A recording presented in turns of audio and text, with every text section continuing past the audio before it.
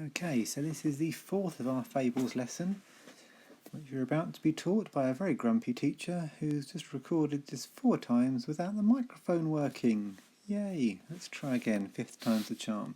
So, to learn to make corrections and improvements to a fable. I'm going to show you a fable in a minute, which I've written. It's got lots of mistakes in it, it's got lots of things that shouldn't be in it. Your job is to find all the things that are not supposed to be there, seek them out and to destroy them, remove them. So, fables are supposed to be short and frankly pretty vague. If mine goes on for too long, which it does, it needs cutting down. It is not supposed to give specific times for things. We don't know what time of the day, we don't know what day of the year, we don't know what year it is. We're not supposed to have specific places. It's just supposed to be, it's just supposed to be, did I say places? Animals. We're not supposed to have specific names for animals, we just know they're animals. We don't even need to know much about those animals, we don't need to know about their personality, because it's assumed you know what an animal's personality is like. We don't need to know what they look like, because it's assumed you know what they look like. It's all about action, and if there's anything which doesn't move the action on, it's not needed. So there may well be a paragraph that's coming up that's totally pointless for the story, that just gives detail that really doesn't actually matter, that doesn't help, and that whole paragraph whoosh, can be cut out. All that matters is getting to the moral. So, let's read my story. The Fox and the Cat. On the 17th of February 1454, a fox called Bert was boasting to a cat called Sally of its clever tricks for escaping its enemies. The fox was thin and red with coarse short hair, while the cat was brown with a long flicking tail. They lived in North Devon, just outside of Barnstaple. "I have a whole bag of tricks," Bert said, "which contains 100 ways of escaping my enemies." Because he was a fox, Bert was very cunning.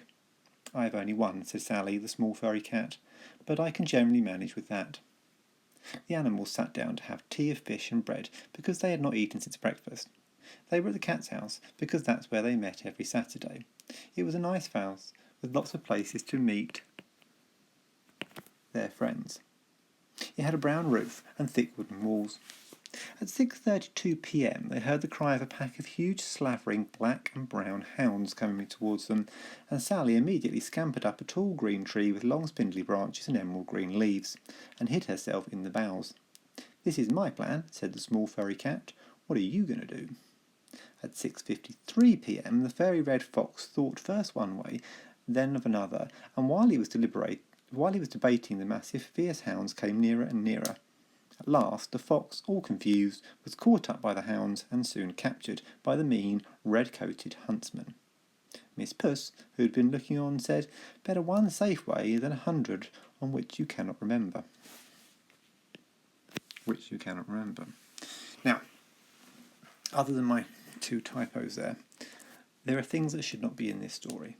You need to go through it, remove them, and then copy into your book only the bits that should be in the story. If you need to change it, change it. If you need to remove it, and most of it frankly is just remove it, just do not copy it in. If you can print this out, brilliant, you can go through and cross out all the bits you don't need first, and then it's much easier to copy out. But if not, you can just go through it and say, well, do I need to copy that? Do I need to copy that? Do I need to copy that? The story's got a moral. It's a story of a fox and a cat, and the fox is just being too clever for his own good. The cat's got one simple way of doing something, the fox has got complicated ones, and then when an emergency strikes, you can't remember complicated things. So, as the cat says, it's better to have one sensible way of doing something, one simple way of doing it, than 100 complicated ways that you'll never remember. So, let's see if you can have a go. See if you can be a bit more successful than I was at recording this video. See if you can have a go at copying this out in your book without all the rubbishy stuff that's not supposed to be in there, with all of that removed. So remember, you're removing dates, names, specific places, too much complicated detail, paragraphs that just don't need to be there, and pretty much all of the description. Okay, if you have any problems, let me know.